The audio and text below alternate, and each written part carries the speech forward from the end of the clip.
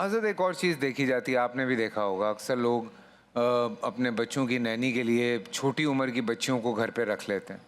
وہ بھی ایک بہت بڑا مسئلہ ہے میرے خیال سے، اس پہ بھی کوئی ایکشن ہونا چاہیے اب. ایکشن کہاں سے ہوگا؟ وہ غریب طبقہ ہے جی، وہ بیچارے بچوں کو کھلائیں یا ان کو سکول بھیجیں یا ان سے مزدوری کروائیں، کیا کریں وہ؟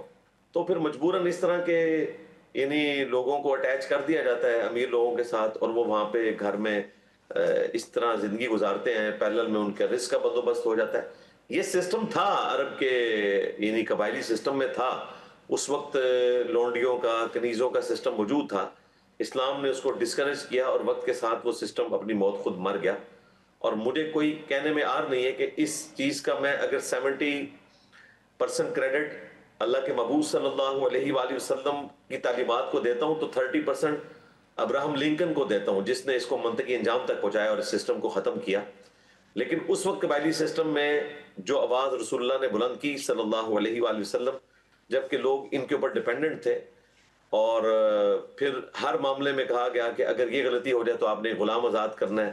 پھر قرآن پاک میں آیا کہ اگر کوئی غلام جو ہے وہ اپنی قیمت خود ادا کر کے آزاد ہونا چاہتا ہے تو آپ اس کے لیے بھی اہتمام کریں سورۃ النور میں. تو آہستہ آہستہ اس کو اتنا ڈسکریج کیا کہ یہ سسٹم اپنی موت خود مر گیا.